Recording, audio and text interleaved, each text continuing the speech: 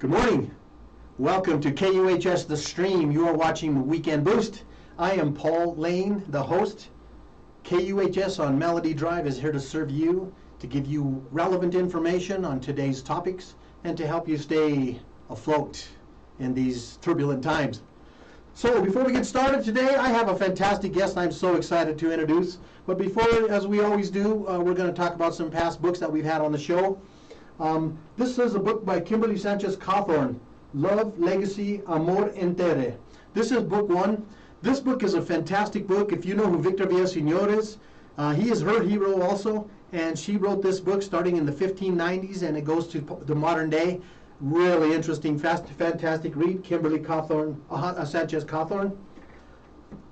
Lanny Cook was on my show early on, probably a year ago now. Lanny's actually authored 5 books. This is a book. He was an educator in the Adams County School District. Fingernails on the Chalkboard. I think that this is a very, very relevant topic, and in today's times, it's even more interesting of a read. Albert Quintana has been a friend of the show for many years. Actually, he was the host before me. He wrote The Crochet Lady, and so this is Albert's book. You can find this on QuintanaReads.com. And last but not least, Virginia Sanchez wrote a fantastic book called Pleas and Petitions, Hispanic Culture and Legislative Conflict in Territorial Colorado. This book outlines the history of Colorado. Honestly, surprisingly, it goes back and talks about things that were done by politicians to oppress non-English speakers who had homesteaded these lands, and the lands were taken from them. But this book will really open your eyes and really reveal to you a lot about the history of Colorado. So if you're ever inclined to think about or consider things about Colorado's history and past, it's a great book to read. And with that, I will go into the show. Today, I am really excited and honored to have a guest, Amanda Vigil. Amanda Vigil has actually been in retail management for over 13 years, but she's mentored and coached and guided and led hundreds of youth and even people older than her. She's way beyond her years in just her knowledge and her wisdom, and I have great respect for this young woman. I really, a lot of my interest in Amanda is around her knowledge and vision about things of this world that we don't really know or really are not as aware of as we'd like to be. And in Eckhart Tolle's book, A New Earth, he talked about this new awakening that's taking place. And Amanda is really the epitome of that awakening. And when I talk to Amanda, she's very informative and she's very knowledgeable about all different things in the world. And so with that, Amanda, welcome. Thank you for joining us. Thank you for having me. I'm excited to be here. Yes. So today, we're going to talk about a whole bunch of different topics. Tonight being the full moon, and I'm going to discuss that again, but tonight's a full moon, and there's some significance to the full moon. If you understand or believe, or have you ever done any research on crystals, it's really an important time for crystals. And why is that? Well, I mean, if you think about the full moon and just how it affects the tides and, the rise and the fall of the tides, our bodies are made up of mostly water, and if it's affecting the oceans, it definitely has an effect on us. The full moon is a really good time for release of, whatever's not serving you, kind of just clarifying what you want in life and really just letting go of the stuff that doesn't matter. Crystals it's a great time to charge your crystals and get them ready for you, set your intentions, and just, like I said, a lot of release and re-energizing of stuff. Talk about setting intentions, Amanda. So intentions are just, it's nice to have a goal, a focus, and when you set your intentions, it kind of gives you clarity, it gives you a clear path of what you're wanting. You speak out to the universe what it is that you want to bring in, and you focus on those things, and just, it's like your roadmap. Having your intention is your roadmap. Okay, so how do you feel about when you set your intentions? Do you do them in writing, or do you do them in your mind, or how do you typically set your intentions? I do a variety of ways. I like to do a lot of journaling. Journaling I have found is very therapeutic. It's really just helpful to get stuff out of your head. Mm-hmm. Sometimes just the release, setting the intentions of letting go, a lot of times I'll write it down and I'll burn it, or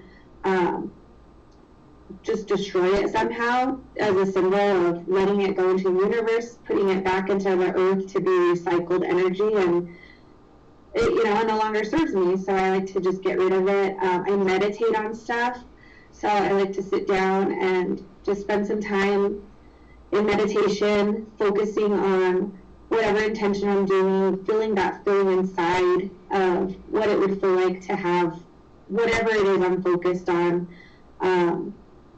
So those are just a few ways that I do it. Setting intentions is such a personal thing. Mm-hmm. So there's no right or wrong way to do it. It's whatever is best for the person setting those intentions.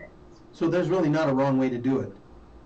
Right. Okay. Now, what about new moon? I always heard that you should set your intentions during the new moon as well. Is that something you've heard of, or?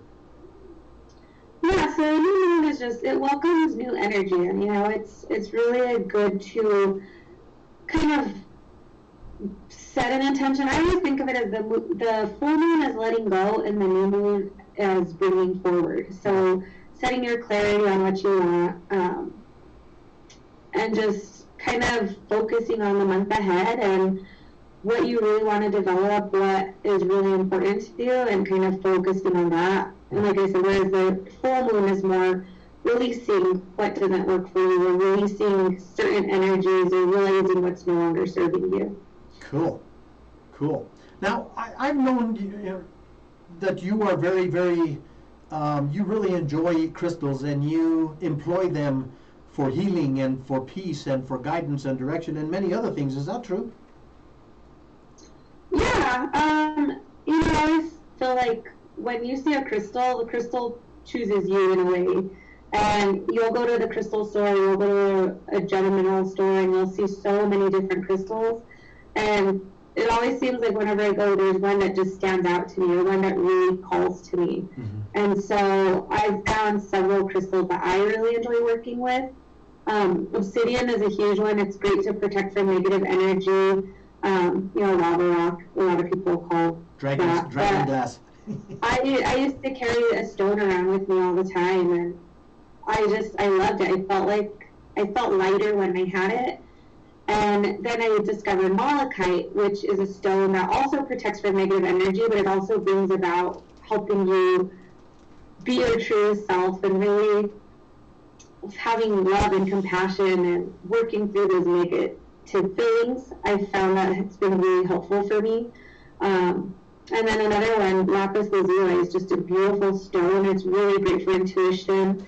It's really great for meditation. I actually have this mala that's made of lapis that one of my friends made for me. Yeah. And I love to meditate with it and just sit, and I feel like it just really helps open up my mind and receive messages that I need to hear, just give me peace. And the care of the crystal is so important, making sure that you're charging them and that they absorb that energy. So releasing that energy that they're storing. And I'll notice when I don't take care of them, they'll fall out of my pocket and they'll break, or I can always tell when I'm not giving them the proper care that they need. Mm-hmm. When I was down in New Mexico, you had me wear that lapis necklace, and I came home and my girlfriend Dee had one, and so I wear it too, because it's been helping with my neck. I've been having some neck issues, and so I've been kind of wearing that religiously, interestingly enough. Talk about charging your crystals. I understand that, what is this, selenite? Selenite will charge your crystals as well. Is that true?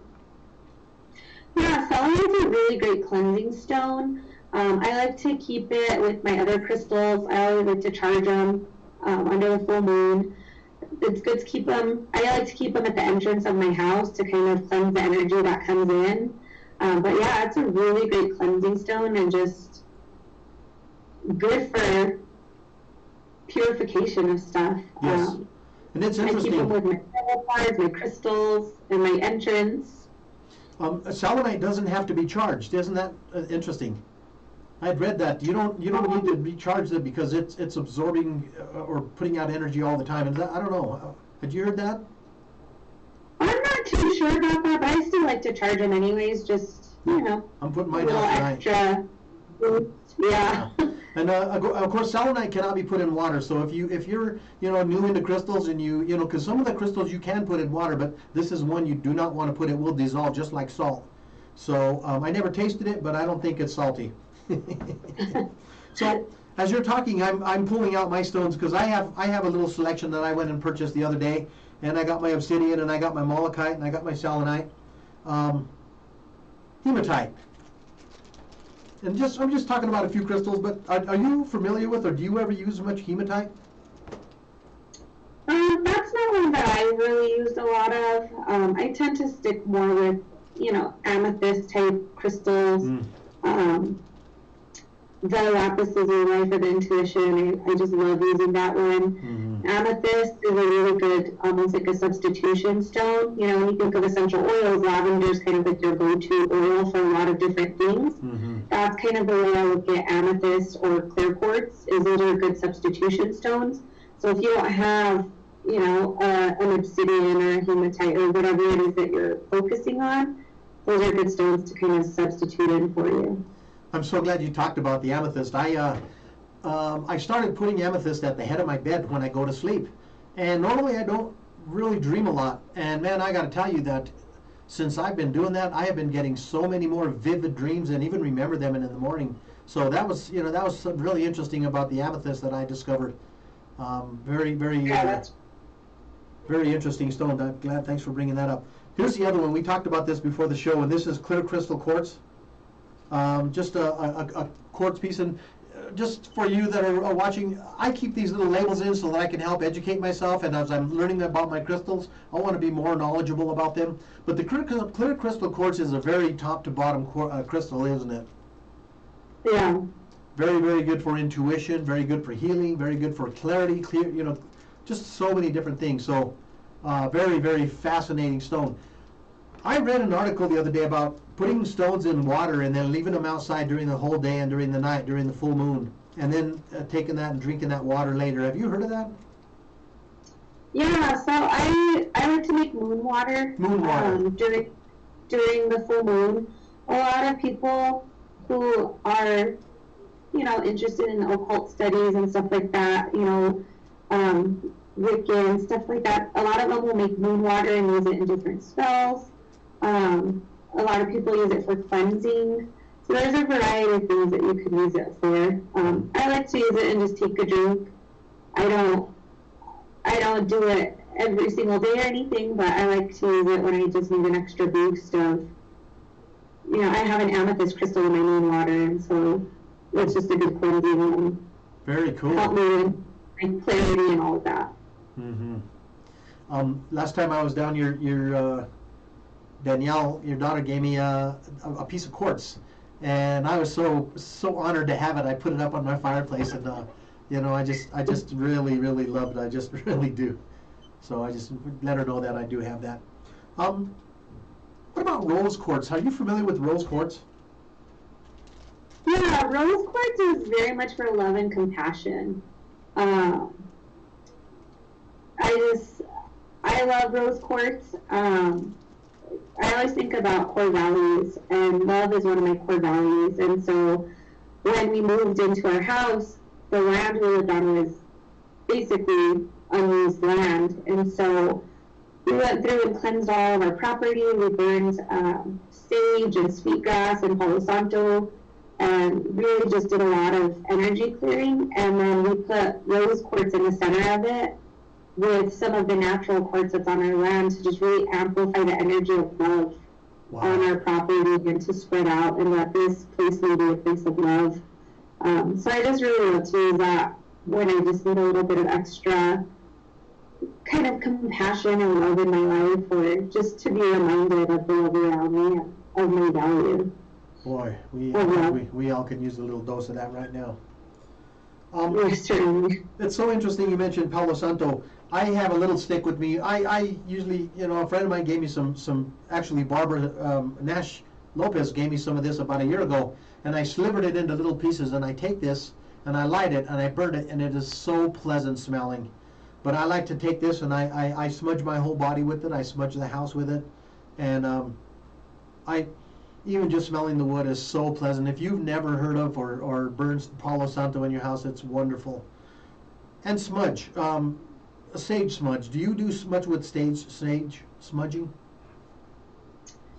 I have a couple times. I tend to go more for sweetgrass or Palo Santo. I just like the smell a little bit better. But yes, I mean, smudging has been around for hundreds of years, if not thousands of years. A lot of the native community uses smudging, and it's also shown some properties of having antibacterial properties. When you burn it, it clears some of the air out from different bacteria. So, you know, smudging is just really great to put the smoke in the corners of the house and just move the energy around in your house and clear it out so it doesn't settle and almost start fresh.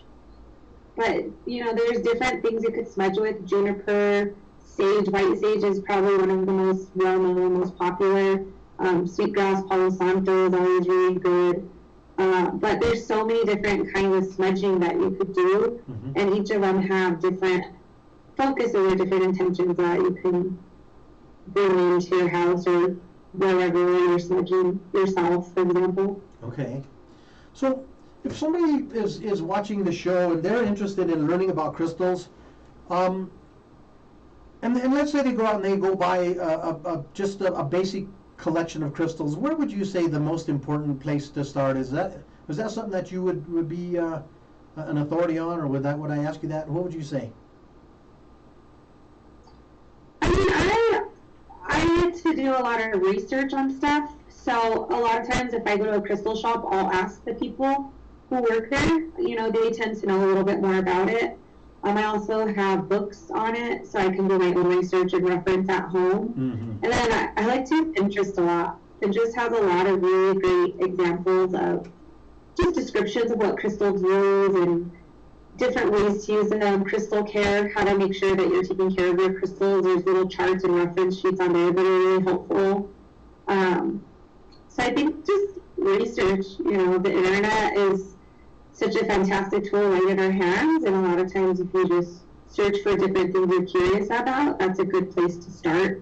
But even, like I said, asking the people at the stores, they are really great resources to help you out when you're just starting.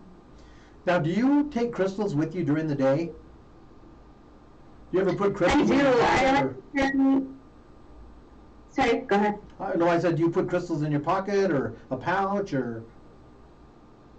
I like to keep, I tend to carry malachite with me. I keep it in my pocket just to kind of ward off the negative energy and help me to have that compassion and the peace around me. And just, I feel like it helps me to be a better person. Very cool. So that's the one I tend to carry more. Sometimes when I need a little extra boost, I like to carry citrine. I believe that's how you say it. It's a good stone for manifesting. So setting intentions, meditating with that stone in your hands and setting your intention on what you want, and then just carrying that around with me is really helpful sometimes when I'm really in need of something specific. If I'm feeling just really heavy, I like to carry around some obsidian just for that extra absorption of negative energy. Okay. Now, when you're not using your crystals, where do you put them? And when you go to bed, do you put them near your bed, or do you know, where do you keep your crystals? I have a lot of them that I keep on my windowsill in my bedroom. I have a selenite stone that I keep in my entryway. I have a little wooden box that I bought, but I normally keep the crystals I don't use as often. So I just keep it kind of near my bedroom, or near my bed. Sometimes I'll put moonstone next to my bed. That's a really good stone for like intuition and just really developing that higher level of mindfulness and dreams and whatnot. Nice. So I like to keep that one by my bed. Nice. But those are the main ones that I do. But usually on my windowsill, just so they can get that extra sunlight, that extra energy, and then just the ones that I like to take with me on a regular basis, I'll keep in my pocket. Oh, very cool. Now, I just want to kind of just inform everyone, if you are thinking about going into crystals or looking at crystals or even getting a crystal for yourself, This is one of the things I really like about them, and that's why I've kept these little bags with these labels. First, what it does is it says what the stone is. Like, for example, like this stone I'm holding here is bloodstone. I just discovered this one, Amanda. I really think it's a cool stone. I wanted to read this to you. Bloodstone. This is a tumbled bloodstone. Protects against bullying and threats. Great for blood diseases and cleansing. Known for healing, love, courage, acceptance, grounding, grants wisdom, creativity, spirituality, intuition, balance, and decisiveness. Helps with childbirth. Now here was the coolest thing, and I want to get into this too. A couple of things. One of the things I mentioned was grounding. I want to talk about that here in a little bit. But chakras. A lot of stones are related to different chakras, and you're a Reiki practitioner, so chakra is something that you study and something that you work on. What are chakras? So chakras are where we have energy flowing through our body, and there's multiple chakras that are in our body and around our body, but there's the main ones that go through your body. So you start at the root chakra, you go to your sacral chakra, your solar plexus, your heart, your throat, your third eye, and your crown chakra. And each one is associated with a different body part and different energy that comes in. Obviously your heart is for love. Your throat is communication and how you speak. A lot of times when you have a chakra blocked, you'll notice whether it's a health issue, you'll notice, say for example, your throat chakra is blocked because you're not speaking your truth, you're not saying what you need to say. It can manifest in, a sore throat or some other issue in your body. And so just really cleansing that energy and making sure that the energy doesn't get built up in a certain place is really what's important, is using that. And then having the crystals that are associated with that kind of help to reinforce that cleansing or that energy for whatever chakra you're focusing on. Okay, very good. Now, when you meditate, do you keep crystals around you? Or do you hold crystals? Yeah. I like to hold them. I like to meditate with my mala. Sometimes if I have just an extra need, I'll hold a certain crystal in my hands and focus on that energy and just meditate on whatever it is that I'm trying to get through, whether it's to just clear the energy or just to be mindful. But yeah, I like to do various crystals based off of whatever I'm in need of at the time. Mm-hmm. I've been collecting for a little while now, and I got a little pouch, and I keep my crystals in my pouch, and I'm really, after talking to you today has really inspired me, because I really want to start getting into meditating again. And I was meditating very regularly for quite a while, and I just kind of tapered off, and I've noticed that it's a lot more stress in my body. I've been noticing a lot more energy being pent up that's not being released, and I'm confessing, but I'm definitely at a point in my life where I certainly need to use my crystals again. For someone who's watching and thinks that maybe this is something that's on the dark side, or that's something that's not attuned with their spirituality, what would you tell them? I feel like that's something that's very personal for people. I feel like I've kind of developed my thought process over the years, and just out of research and study, and I've formed my own opinion of it. Mm-hmm. I always say I can't convince anybody of what to believe and what not to believe. I'm not going to sit here and tell anybody that their beliefs are wrong, mm-hmm. because that's not really for me to say. I like the extra boost, and if I always say, if it's not for you, it's not for you. And when it's your time and it's something that is supposed to be in your life, you'll become curious about it, or the right teacher will come to you, and you just kind of have to trust the process. And you can't force anything on anybody. Mm-hmm. There's stones, so I don't really see how stones could have evil or anything like that. Yeah. So that's kind what I say. It's just a natural element from the earth. The earth provides us so many resources. So, you know, it's just one more resource that we have available to us from the earth. And different energy. You know, food gives us nutrients, stones gives us minerals, and, you know, there's energy flowing through everything. So very well said. I definitely, yeah, you kind of have to let everybody kind of decipher themselves, in my opinion. Yep, I think that's very, very good words of wisdom.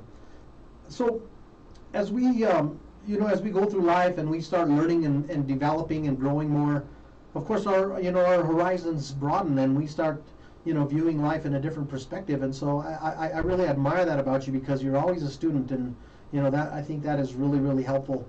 I've known you for all your life. I'm your dad. And I wasn't going to say that, but you know, I think that your being on the show has nothing to do with being my daughter. It's really because of your insight and your wisdom, really. I just want to put that out there. Now, in that last little description of that crystal bloodstone, they talked about grounding. And you and me have had many conversations on this topic, and I am fascinated with it. I think that, you know, when I think of grounding, I think of you as a person who's very grounded. Tell me a little bit about that. So, I started going to Reiki about 3 years ago. And one of the first things we did in our session was a little grounding meditation. Just visualization of connecting to the earth, releasing the energy that no longer serves you to be recycled back into the earth, and absorbing the energy of the earth around us and really connecting. I moved to New Mexico, which was really difficult, and I did not feel a connection to where I was, to my home, to the new land that I was on. And so really taking the time to ground and connect to the energy of where I'm at was really, really important for me. And anytime I just feel like I'm losing control or just lost, I like to do a grounding meditation to kind of just refocus where I'm at, rebalance where I'm at. And, you know, I've noticed major transformations from grounding. Back in September, I just felt really, there was so much chaos, you know, work was crazy. It was just a lot going on, and I was really stressed out. And then I thought, you know, I could do some self-Reiki, and then I remembered, oh, well, you know, grounding is something we always do before we do Reiki. So we do a grounding meditation. And I just sat in my house in quiet and just visualized myself connecting to the earth, connecting to just everywhere around me, being present in that moment. And I just felt such a transformation inside. And, you know, just it helps me really refocus and keep from spinning out of control, I guess is a good way to say it. Mm-hmm. When you do grounding, is it a daily thing for you, or do you do it kind of once a week, or when you think about it, or is it multiple times a day, or? I feel like I do it as needed. I don't necessarily do it every single day, but when I'm really feeling heavy, or I'm feeling like there's a lot of pressure, or just, you know, I'm feeling grateful even, I like to just connect and meditate. So there's not really a set time or a consistent amount of time that I do it. It's more just an as-needed process for me personally. Mm-hmm. You know, I've always heard about walking barefoot in the grass, and even some people laying naked in the grass, and that really is a great grounding tool. Recently, I've talked about it on the show before, I purchased they call it a grounding mat. And, you know, you have your 3 outlets, there's 2 vertical and 1 round circle. This doesn't have the 2 verticals, it's just the round circle, and you put that into the ground of your outlet, and it hooks to this mattress, or this mat that's a real thin mat that goes under your sheets. And theoretically, it does the same thing. And I got to say that it's really helped a lot for, you know, for our sleep and stuff. So that was, you know, interesting. I wanted to share that with you. That sounds really neat. Talk about gratitude. Oh, gratitude is just so important. You know, I'm a big believer that what you put out into the world comes back to you, and that, you know, what you focus on is going to be what you bring into your life. I always say you can't you can't want something and not be grateful for what you have, because when you get what you want, you're still not going to be grateful, and you're going to want more. And so, just taking time to be grateful for whatever it is in your life just kind of helps you to remember that it's not all horrible and that there's still positivity no matter what's going on around you. Gratitude journals have been so transformative for so many people. And like I said, just you have to be grateful for what you have if you want what's coming to you to bring fulfillment. Because if you're not happy, then you're never going to be happy. But gratitude is it's a practice I do every day. Sometimes I like to write it down. A lot of times I'll just be grateful on my way to work, and I'll think about all the things in my life that I'm grateful for. And it really helps to set the tone for the day. And even when I'm feeling down, I like to step back and look at the good things that are happening. And there's so much to be thankful for. So much to be thankful for. So you moved to New Mexico about almost 3 years ago, coming on 3 years, and yeah.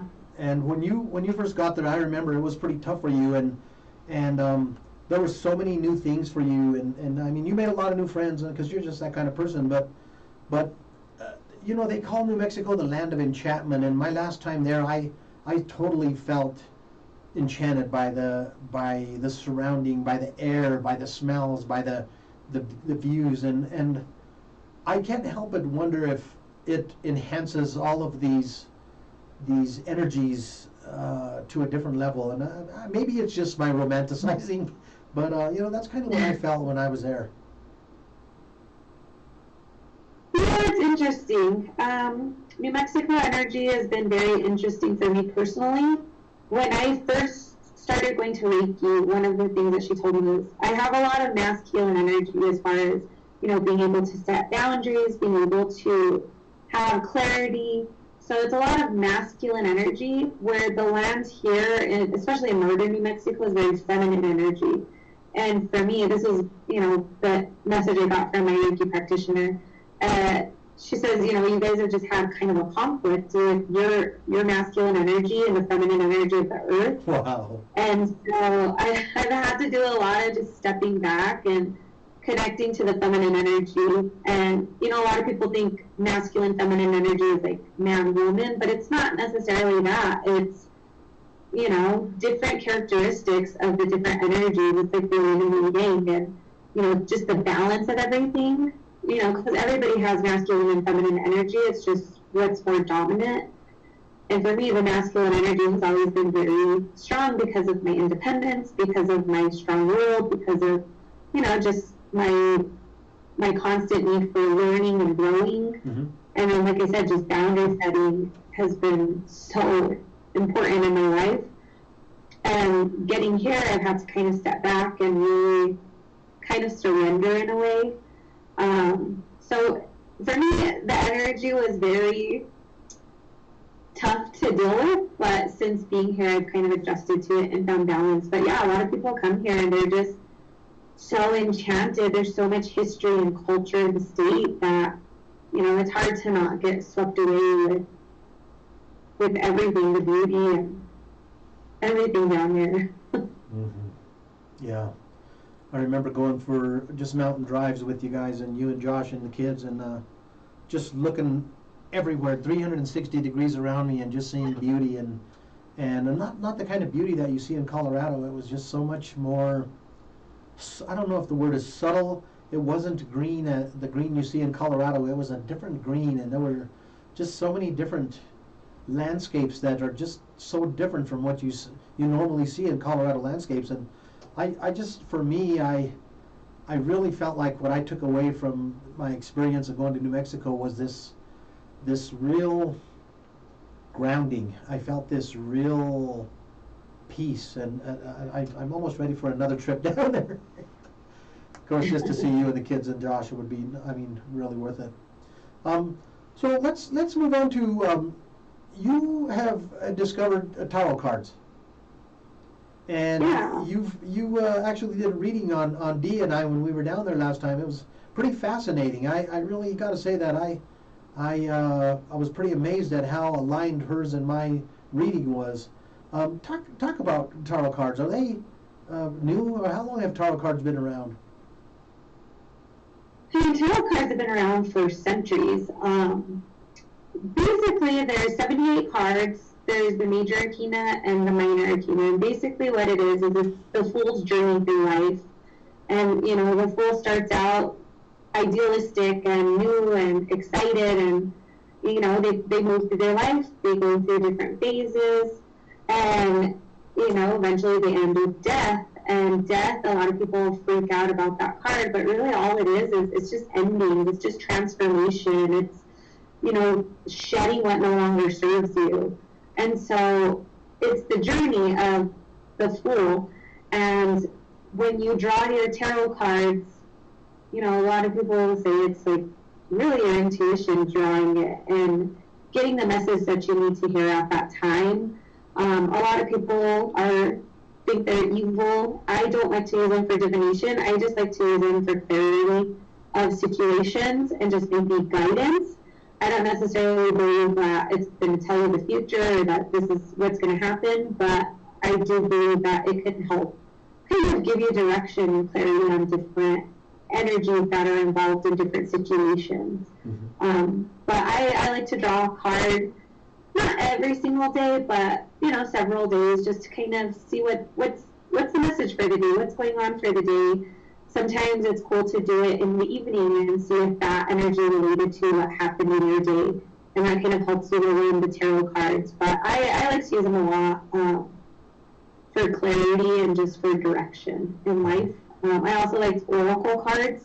They're similar to tarot cards, but, you know, there's so many different kinds. I like to use the Sacred Symbol deck right here. It has a lot of really great cards in it. So one of the cards, after I had grounded last time, I drew a card, and it was the grounded card. And so it was really interesting because, you know, it was clarity for what I was dealing with. You know, I took that grounding, and it was just confirmation that this is what I need to be doing right now. I use this deck right now. It's called the Mystic Monday for Tarot, and it's just such a beautiful deck. It comes with a little guidebook, but some of the cards are just so beautiful. The artwork in them is gorgeous. And I like to use them just for direction. And then there's so many different books that you can use, but my big reference is this big book of tarot by Joan Bunning. I just love the ease of explanation in it, and it gives a lot of different ideas for different spreads you can do. But it's very much intuition based, in my opinion. Is a lot of times you could look at the card and really just kind of sit in meditation and see what speaks to you, what energies are sticking out to you, and then go in and kind of look at the explanation and see what the relation is between what you think and what the card thinks, or what the card says. So do you like pick the top card off, or do you just randomly pick one from the middle of the pile, or how do you do that? I like to shuffle them. Just like crystals, tarot cards need to be cleansed because they build up energy as well. So I like to keep them shuffled. I like to charge them under the full moon, but usually I'll shuffle them a few times, maybe cut the deck. I just kind of let my intuition guide me, and, you know, I shuffle until I feel like I want to draw, and then I'll just pick a random one. Sometimes it's the top, sometimes it's the middle. It just depends on what's speaking to me at the moment. Mm-hmm. Mm-hmm. You know, that's something you said earlier that I really have to agree with you. You said when you go to buy a crystal, you go in there and the crystal chooses you. How does that happen? How can that be? That's such a fascinating thing. You know that energy is drawn to energy. So like attracts like, and when you're vibrating certain energy, I mean, we all vibrate energy. That's a known thing. So when you're vibrating an energy, you're just drawn to different energies. Mm-hmm. You know, have you ever been drawn to a certain person and they just have a really great energy about them? Mm-hmm. Mm-hmm. You know, I think of that in the same way as crystals. Is you're putting out an energy and it's finding a connection with the different energy around you. Mm-hmm. I mean, that's my thought on it. I'm not by any means a professional or extra knowledgeable about it, but that's my belief, is that we put out the energy, and we're drawn to the energy that is needed at the time. Absolutely. I think that makes perfect sense. So if someone's kind of new to frequencies and learning about frequencies, I like to explain it like this. So let's say that your frequency is this. This is where you're vibrating, and this is what you are. But the problem is that this frequency is really, you're getting poor paying jobs. You're in you're getting in accidents. You get speeding tickets. You make foolish decisions. You make bad mistakes, and you're in this frequency. The real frequency where you're supposed to be is like this. And so what happens is we make the decision that we're going to change this frequency, and so what we do is we meditate, and we make those decisions that that what we want to do is change this frequency, and so we consciously do that, and all of a sudden we change the frequency, and we find ourselves in a state of manifestation, or we find ourselves in a state of harmony, or a state of productivity, or success, or wealth, or prosperity, or whatever the case may be. Does that make sense to you, or is that? Yeah, I mean, I think it's kind of tough because we are vibrating at a certain energy, and sometimes it's hard to get out of that energy, especially when you're just living in it day to day. Yeah. So really, I like to use frequency sounds on YouTube. I'll look up different frequencies and listen to those to kind of help me just connect to a different energy. And I think that's important, is recognizing when you're not feeling where you need to be. You're feeling drained, or you're feeling fatigued, or you're feeling sad. What can you do to connect to a higher frequency? Is it surrounding yourself with people who are at a higher frequency?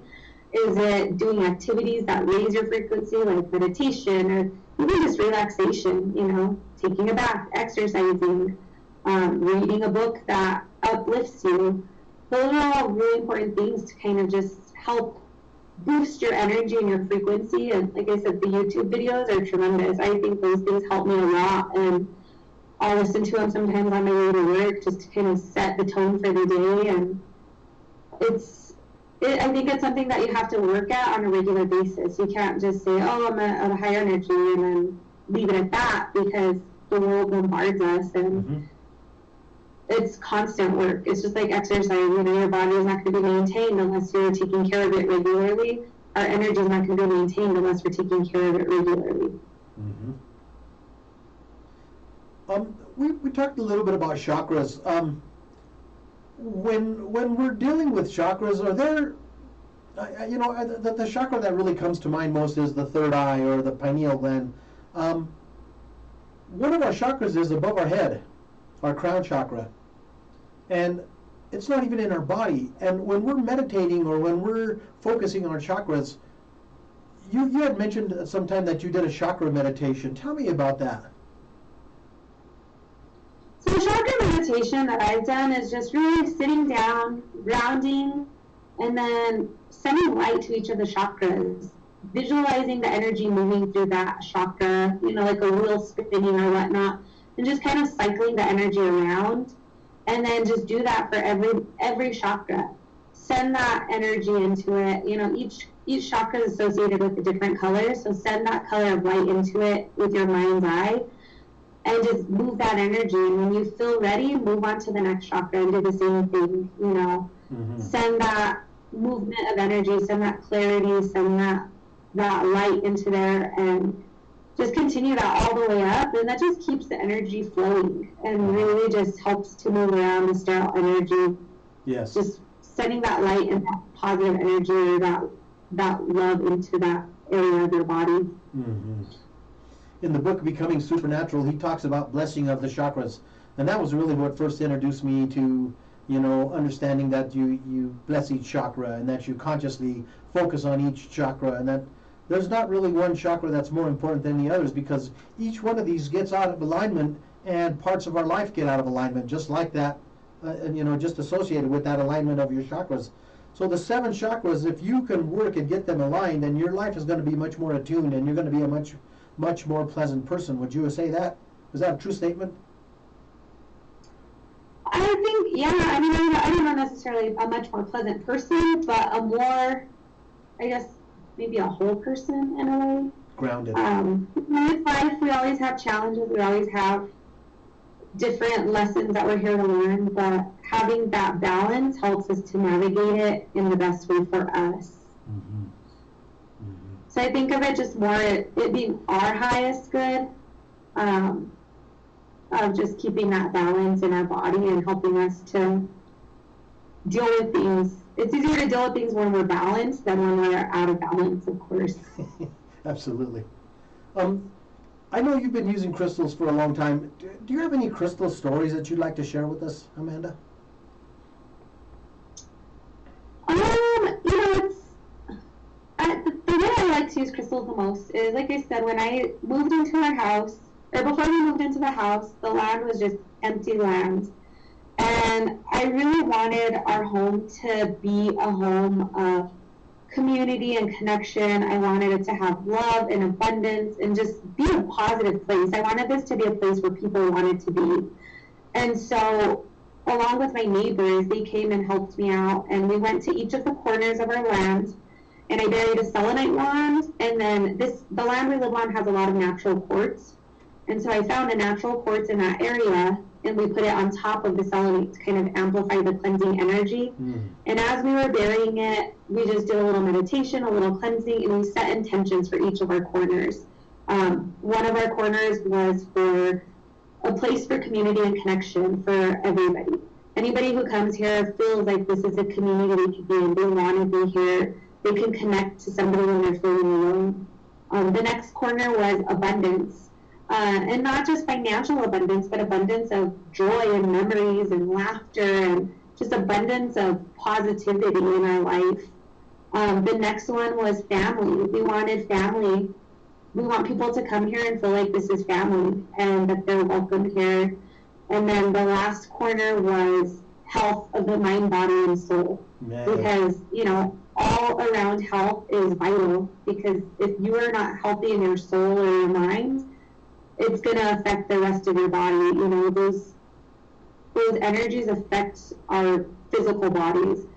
And so we wanted to have health of the mind, body, and soul for everybody who comes here, everybody who lives here, just anybody who comes on this land. And then, of course, the one that we put in the center was our rose quartz with the natural quartz on top of it, of love, because no matter what, we just want this to be a place filled with love and safety and everything good about love. And so that's my favorite crystal experience, is just setting those intentions. And since then, that's how I felt it's been. This is a place of family, and we have a lot of fun, and we just have so much to be grateful for over here. Mm-hmm. Beautiful. Beautiful. For me, I got a couple of pretty interesting crystal stories. About 3 weeks ago, my girlfriend Dee had a Chihuahua that was very old, and it had some kind of we didn't know if it was a heart attack, a seizure, we didn't know what it was. Turned out it was congestive heart failure, but it was really struggling to breathe, and it was just, his back legs were stretched out, and he was hacking, and I didn't know what to do, so I ran and grabbed all my bag of crystals, and I laid them all around him, and the malachite and the obsidian were right there, and probably maybe 15 seconds later, all of a sudden it was just that this different calm came over him, and he started breathing normally, and I was in awe. I was really in awe. But of course it happened again, and in the end we ended up having to put the dog down, but it really did calm him down.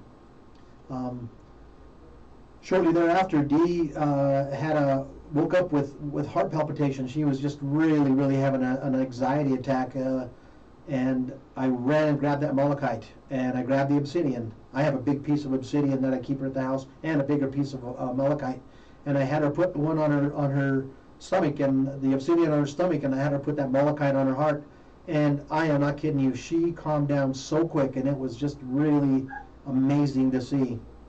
So I have to say that even a skeptic could not have disagreed or dispute that what we saw was a very immediate calming. So it was really it was very convincing for me. Yeah, that's great. I don't know, I just kind of feel like, knowing you, that you're a person that has a book in your future. Have you considered the thought of doing something like that? Writing a book? I've thought about writing a book. I think just there's a lot of topics that I really am passionate about. Mm-hmm. Brene Brown is a huge inspiration to me. She's a shame and vulnerability researcher, and she writes about that. And her books have just been so impactful in my life.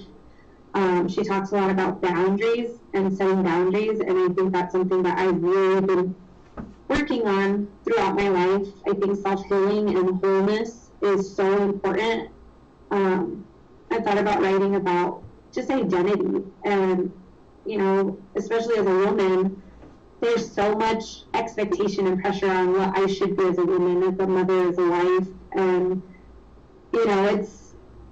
I've had a journey of deciding who I want that to be and having to break down those expectations and decide who it is that I want to be. So I thought about writing a book related to something like that, and just helping other women to live their best self and become their best self in wholeness and fulfillment without compromise. That's something that I'm super passionate about. Mm-hmm. I know you devour books, and one of the reasons I wanted to have you on the show is because I just admire that you're reading something physically, you're on something on audio, on Audible, and you're always looking at new personal growth books, and it's so interesting to see, because when you were growing up, I always read self-help books, and I just wanted you to read, and so I tried to set an example, and man, all of a sudden you just took off on your own, and next thing I know, you're just reading book after book after book, and it's just it's inspirational to see. And what do you think, what would you tell someone who's kind of reluctant to read? I think reading, I like audiobooks because they are easy to get through when I'm driving. I drive a lot down here, so listening to an audiobook really helps. And, you kind of have to train your mind to focus on it because it's easy to get distracted, but, find something that you're passionate about. It doesn't have to be a self-development book. It could be a romance novel or a sci-fi book or whatever it is. There's books for everybody. It's just a matter of finding what people want to learn about or read about or hear about. Mm-hmm. So, like I said, I think there's something for everybody. It's just taking the time to find what's for them. Absolutely. And I'm glad you brought that up, because I was never a big reader of fiction books, and I had I had so many guests on the show, and one of the guests I had was a gentleman by the name of Dennis Ty. And Dennis, if you're listening, I would have brought your book this morning, but I've loaned it out, and I'm waiting to get it back. But it was the first fiction book that I shouldn't say the first, but it was one of the best fiction books I've ever read in my life, if not the best. And it was so entertaining, and it freed me from all of the worries of life to just go into this world in Mexico with these 5 guys with terminal cancer riding down the road in their motorcycles, and just being able to be there, like feeling the wind in my face, and so, for me, I would say that if you are not a big reader, start with something small. If you're looking at a good fiction book, Dennis Ty's book is such a great book. Dennis, what's the title of your book? Don't you hate that? I'll think of it. But anyway, whether it's a self-help, personal growth, whether it's a book on physiology or crystals or tarot cards or whatever the case, it's always good. I met someone once, and they said, always be green, because when you're green, you're growing, and when you're ripe, you're rotten. And I just love that about you. Go ahead, please. I heard a quote that said, if you're not growing, you're dying. Oh. And that's stuck with me forever. And that's what I think is, I always want to grow. I always want to learn and be better and be the best version of myself possible. Mm-hmm. And, I don't live my life for anybody but myself. And if I can positively impact people through that growth, then I've done what I need to do. And so that's what I think about, even in, parenting and in relationships, is, are you being a light? Are you bringing growth to people? Or are you helping people? And so that growth is, important. Absolutely. So you have 2 kids. You have a daughter and a son. Danielle and Liam. And as they grow and they're watching you, how do you explain like things like crystals to them? And I'm sure that they're very interested and excited to learn about this. Oh, they love them. They love going to the crystal stores. My son loves bringing me home quartz all the time. Danielle just wants to go to the crystal store all the time to look at crystals. So I like to just let him know, this is what this crystal is for, this is what that crystal is for. Mm-hmm. I don't really put too much emphasis on their meaning. I just think of it more as they're kids and they like rocks. And so right. Danielle loves to charge her crystals on her windowsill, and Liam has his little bucket of rocks. So I encourage their curiosity without putting too much pressure or expectation on them. Very cool. Oh, let's talk a little bit about what is the proper way to charge your crystals? And again, guys, there's multiple ways. It depends on the kind of crystal. Of course, like you were talking about, selenite it's not meant to be run underwater. So that's something that you can charge in different ways. You can charge it in the sun. You could charge it in the moon. You could charge it by smudging. Smudging is a good way to charge crystals. Putting your crystals with selenite is a good way to cleanse them. Of course, the full moon, if it's a solid enough stone to run underwater, you could run it under the water for a few seconds and just visualize all of the buildup being drained out of it. So those are some of the main ways to charge your crystals. So through the moon, through the water, through smudging, and through selenite. Yeah, tonight I'll be putting out my stones. And again, folks, it is a full moon tonight. It's Halloween. Happy Halloween. And if you are inclined, go out to the crystal store. There's a place called Heaven's Sakes. There's 2 of them in Denver that I know of.